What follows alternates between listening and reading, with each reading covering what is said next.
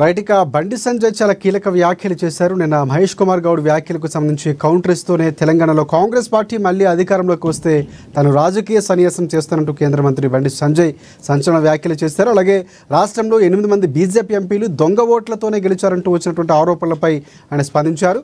తప్పుడు హామీలతో అధికారంలోకి వచ్చి జనాన్ని మోసం చేసింది కాంగ్రెస్ పార్టీ అంటూ ఫైర్ అయ్యారు బండి సంజయ్. ఎన్నికలు ఉన్నా లేకపోయినా హిందూ ధర్మం కోసం నిలబడతామంటూ బండి సంజయ్ అన్నారు. ఇక సనాతన ధర్మం కోసం బీజేపీ పోరాటం చేస్తుందని కూడా తెలిపారు. దొంగ ఓట్లపై మాట్లాడుతున్న కాంగ్రెస్ పార్టీ లీడర్లు జగిత్యాలలో సీట్ల చోరీ గురించి మాట్లాడాలని కూడా సూచించారు. ఇక తెలంగాణలో బీజేపీ 8 ఎంపీ సీట్లను గెలిస్తే కర్ణాటక, హిమాచల్ ప్రదేశ్లో కాంగ్రెస్ పార్టీ ఎలా అధికారంలోకి వచ్చిందని అన్నారు.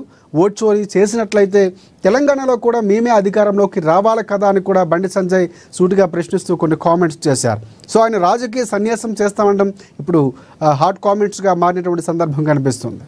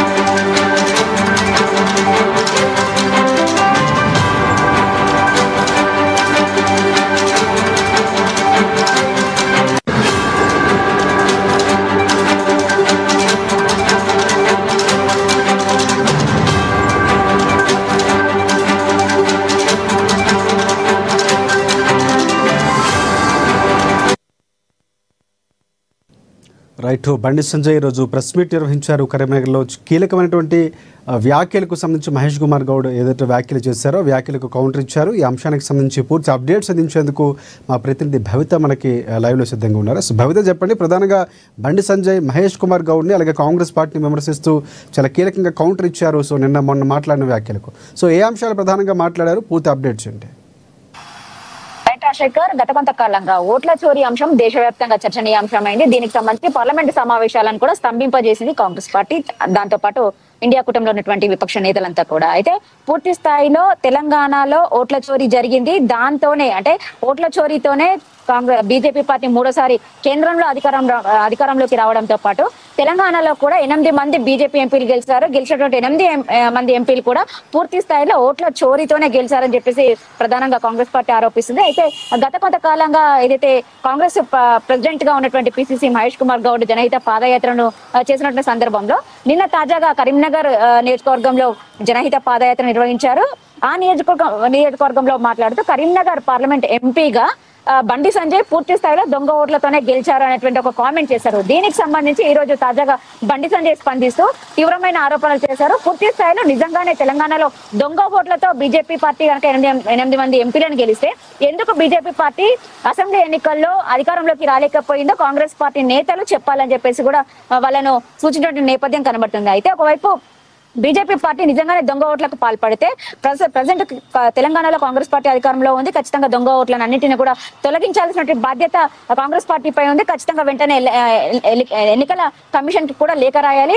మొదట దొంగ ఓట్లను అన్నింటినీ తొలగించడంతో పాటు పూర్తి స్థాయిలో ఆ ప్రక్రియ కంప్లీట్ అయిన తర్వాత మరొకసారి అసెంబ్లీని రద్దు చేస్తూ ఉన్నటువంటి ఎమ్మెల్యేలందరూ కూడా రాజీనామా చేస్తూ మరొకసారి అసెంబ్లీ ఎన్నికలకు వెళ్లాలని చెప్పేసి కూడా వాళ్ళు ప్రధానంగా డిమాండ్ చేసినటువంటి నేపథ్యం అయితే కనబడుతుంది. అయితే ఒకవైపు ఓట్ల చోరీ అంశానికి సంబంధించి పూర్తి స్థాయిలో దొంగ ఓట్లన్నీ తొలగించిన తర్వాత అసెంబ్లీ ఎన్నికల పోతే మరొకసారి కాంగ్రెస్ పార్టీ గెలిస్తే కనుక నేను ఖచ్చితంగా రాజకీయ సన్యాసం తీసుకుంటా అని చెప్పేసి కూడా వాళ్ళు సవాల్ విసిరారు. దీనికి చర్చకు సిద్ధమా అంటే కూడా కాంగ్రెస్ పార్టీకి ఒక సవాల్ విసినటువంటి నేపథ్యం అయితే కనబడుతుంది. ఓట్ల చోరీ అంశానికి సంబంధించి కాంగ్రెస్ పార్టీకి మాట్లాడే నైతిక హక్కే లేదని చెప్పేసి కూడా వాళ్ళు ప్రధానంగా ఆరోపిస్తున్నారు. ఒక విధంగా నిజంగానే తెలంగాణలో ఓట్ల చోరీ జరిగితే కనుక దేశంలో ఎక్కడ లేని విధంగా ఈసారి కాంగ్రెస్ పార్టీ తెలంగాణలో అధికారంలోకి వచ్చిందంటే కూడా పూర్తి స్థాయిలో వాళ్ళు చెప్తున్నటువంటి దొంగ ఓట్లతోనేనా అని చెప్పేసి కూడా ఇటు బీజేపీ ఆరోపిస్తున్న నేపథ్యం అయితే కనబడుతుంది. ఎందుకు దొంగ ఓట్లు ఉంటే కాంగ్రెస్ పార్టీ ఎందుకు తొలగించలేకపోయింది? ఒకసారి అసెంబ్లీ సమావేశాల్లో అంటే అసెంబ్లీ ఎన్నికల్లో కాంగ్రెస్ పార్టీ అధికారంలోకి వచ్చిన తర్వాతనే పార్లమెంట్ ఎన్నికలు జరిగాయి కాబట్టి పూర్తి స్థాయిలో కాంగ్రెస్ ప్రభుత్వ హయాంలోనే పార్లమెంట్ జరిగినటువంటి నేపథ్యం కనబడుతుంది. అయితే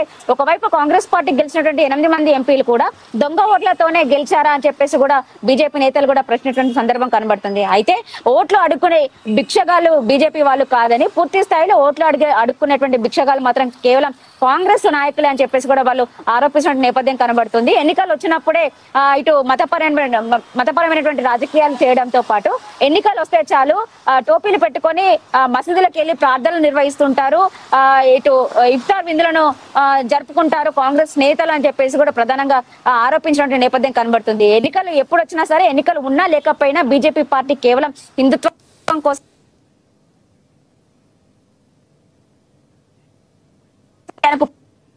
ప్రధానంగా బండి సంజయ్ ఆరోపించినట్టు నేపథ్యం అయితే కనబడుతుంది. అయితే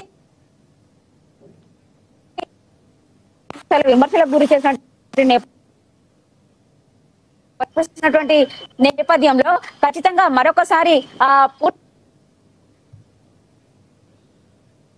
అని చెప్పేసి కూడా ప్రధానంగా బండి సంజయ్ ఆరోపించారు. అయితే మహేష్ కుమార్ గౌడ్ కేవలం ఒక వార్డు మెంబర్ గా కూడా గెలవనటువంటి వ్యక్తికి ఓట్ల చోరీ అంశం గురించి ఏం తెలుస్తుంది, ఎట్లా తెలుస్తుంది అని చెప్పేసి కూడా వాళ్ళు ఇటు మహేష్ కుమార్ గౌడ్ ని కూడా క్వశ్చన్ చేసినటువంటి నేపథ్యం అయితే కనబడుతుంది. అయితే కేవలం తెలంగాణలో అంటే అమలు కాని హామీలు ఇచ్చి అధికారంలోకి వచ్చినటువంటి కాంగ్రెస్ పార్టీ పూర్తి స్థాయిలో ప్రజల్లోకి వెళ్తే ప్రజలు వాళ్ళను తిప్పికొట్టే నేపథ్యం ఉండడంతో ఇటు స్థానిక సంస్థలు కూడా నిర్వహించే పరిస్థితుల్లో కాంగ్రెస్ పార్టీ లేదు. కేవలం పంచాయతీలకు, గ్రామ పంచాయతీలకు 20 నెలల సమయం గడుస్తున్నప్పటికీ ఒక పైసా కూడా ఇవ్వని పార్టీ ఏదైనా ఉందా అంటే అది కేవలం కాంగ్రెస్ పార్టీయే.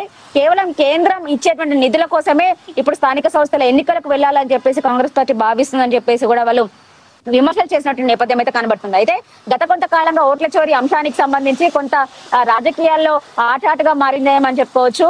ఈ రోజు ప్రధానంగా బండి సంజయ్ ఆరోపిస్తున్నటువంటి నేపథ్యం అయితే నేను ఖచ్చితంగా ఒకవేళ తెలంగాణలో దొంగ ఓట్లకు పాల్పడితే కరీంనగర్ ప్రజలు పూర్తి స్థాయిలో హిందుత్వం ఉన్నటువంటి ప్రజలైన ఓట్లేశారు. 2 లక్షలకు పైగా మెజారిటీతో నేను గెలిచాను. అయితే మీరు దొంగ ఓట్లతో కరీంనగర్ లో బండి సంజయ్ గెలిచారు అంటే మాత్రం తెలంగాణ ప్రజలను ఇటు హిందూవాదులను ఖచ్చితంగా మీరు అవమానం చేసినటువంటి ఒక కామెంట్ కూడా చేశారు. అయితే ఖచ్చితంగా ఎన్నికలకు వెళ్తే మరొకసారి కాంగ్రెస్ పార్టీ గెలిస్తే మాత్రం ఖచ్చితంగా రాజకీయ సన్యాసం తీసుకుంటానటువంటి కామెంట్ అయితే ఈ రోజు బండి సంజయ్ చేసినటువంటి నేపథ్యం అయితే కనబడుతుంది. రాజశేఖర్ రైట్, అంటే దీనిపై ఏమైనా కాంగ్రెస్ పార్టీ ఇంకా స్పందించినటువంటి పరిస్థితి కనిపిస్తుంది. చాలా కీలకమైనటువంటి వ్యాఖ్యలు చేశారు, రాజకీయ సన్యాసం తీసుకుంటామని చెప్పడం.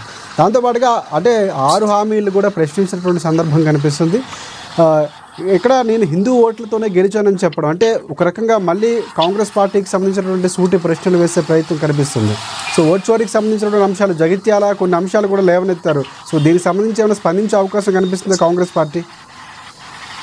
ఖచ్చితంగా, ఎందుకంటే గత కొంతకాలంగా దాదాపుగా 4 రోజుల పైన ఇప్పటికే పార్లమెంట్ సమావేశాలు కూడా అంటే 21 రోజులు పార్లమెంట్ సమావేశాలు జరిగినప్పటికీ పార్లమెంట్ సమావేశాలలో కూడా పూర్తి స్థాయిలో బీహార్ లో జరుగుతున్నటువంటి ఏదైతే స్పెషల్ ఇంటెన్సివ్ రివిజన్ ఏదైతే ఉందో దొంగ ఓట్ల అంటే ఓట్ల అంశానికి సంబంధించి అది ఖచ్చితంగా రద్దు చేయాలని చెప్పేసి ఇండియా కూటమి నేతలు భావిస్తున్నటువంటి నేపథ్యంలో ఓట్ల చోరీ అంశమే ప్రధానంగా వినిపిస్తున్న నేపథ్యంలో ఒకవైపు కాంగ్రెస్ పార్టీ ఆరోపిస్తున్నటువంటి వాటికి ఇప్పటికే కౌంటర్ గా బీజేపీ నేతలు ప్రతి ఒక్కరి ఒకదానికి కౌంటర్ ఇస్తున్నటువంటి నేపథ్యంలో మొన్న తాజాగా ఏదైతే మహేష్ కుమార్ గౌడ్ మాట్లాడిన తర్వాత ఇప్పటికే బీజేపీ నేతలంతా కూడా ఒక్కొక్కరుగా స్పందిస్తున్నటువంటి నేపథ్యం కనబడుతుంది. అయితే కాంగ్రెస్ పార్టీ అధికారంలో ఉన్నప్పుడు ఎందుకు దొంగ ఓట్లను గుర్తించలేకపోతుందని చెప్పేసి ఒకవైపు బీజేపీ ప్రధానంగా వాళ్ళని డిమాండ్ చేస్తుంటే ఎన్నికల అంశానికి సంబంధించి కావచ్చు, అదంతా కూడా పూర్తి స్థాయిలో ఎన్నికల కమిషన్ చేతిలో ఉంటుందే తప్ప రాష్ట్ర ప్రభుత్వం చేతిలో ఉండదని చెప్పేసి కూడా మరొకసారి ఇటు కాంగ్రెస్ నేతలు వాళ్లకు రీకౌంటర్ ఇస్తున్నటువంటి నేపథ్యం అయితే కనబడుతుంది. అయితే ఈ రోజు కొద్దిసేపటి క్రితమే బండి సంజయ్ మాట్లాడేటువంటి నేపథ్యంలో మరొకసారి ఖచ్చితంగా దానికి సంబంధించి ఇప్పటికే ఇటు మహేష్ కుమార్ గౌడ్ కూడా కరీంనగర్ లో దొంగ ఓట్లతోనే బండి సంజయ్ గెలవడంతో పాటు జగిత్యాలకు సంబంధించినటువంటి సీట్ల చోరీ అంశం కూడా పూర్తి స్థాయిలో వాళ్ళు లేవనెత్తినటువంటి నేపథ్యంలో జగిత్యాలలో సీట్ల చోరీ ఎక్కడ జరిగిందో మహేష్ కుమార్ గౌడే చెప్పాలని చెప్పేసి కూడా మరొకసారి వాళ్ళనే క్వశ్చన్ చేసినటువంటి నేపథ్యం అయితే కనబడుతుంది. కొద్దిసేపటి క్రితమే మహేష్ కుమార్ గౌడ్ కి కౌంటర్ గా బండి సంజయ్ మాట్లాడిన నేపథ్యంలో మరి కాసేపట్లో అంటే ఈ రోజు పూర్తి స్థాయిలో మరొకసారి కూడా కాంగ్రెస్ నేతలందరూ కూడా బండి సంజయ్ వ్యాఖ్యలను స్పందించే అవకాశం అయితే లేకపోలేదు. ఎందుకంటే పూర్తి స్థాయిలో ఖచ్చితంగా బండి సంజయ్ ఒకటే సవాల్ విసిరారు. ఓట్లను ఏదైతే దొంగ ఓట్లను రద్దు చేయడంతో పాటు ఖచ్చితంగా ఎలక్షన్ కమిషన్ కి వీళ్ళు లేఖ రాయాలి, దొంగ ఓట్లను అన్నిటిని ఎరివేయడంతో పాటు పూర్తి స్థాయిలో ఆ ప్రక్రియ కంప్లీట్ అయిన తర్వాత మరొకసారి అసెంబ్లీ సమావేశాలకు వెళ్తే ఖచ్చితంగా కాంగ్రెస్ పార్టీ కనుక ఖచ్చితంగా ఈసారి మరొకసారి అసెంబ్లీ ఏదైతే ఎన్నికలు నిర్వహిస్తే కాంగ్రెస్ పార్టీ గెలిస్తే నేను రాజకీయ సన్యాసం పుచ్చుకుంటా అని చెప్పేసి చేసినటువంటి కౌంటర్ కి సవాల్ కి కాంగ్రెస్ పార్టీ మరొకసారి స్పందించే అవకాశం అయితే లేకపోలేదు. కాంగ్రెస్ పార్టీ వీళ్ళు ఇచ్చినటువంటి సవాల్ ఎట్లా స్వీకరిస్తుందో మాత్రం చూడాల్సినటువంటి నేపథ్యం అయితే కనబడుతుంది. Right, thanks for updates Bhavitha.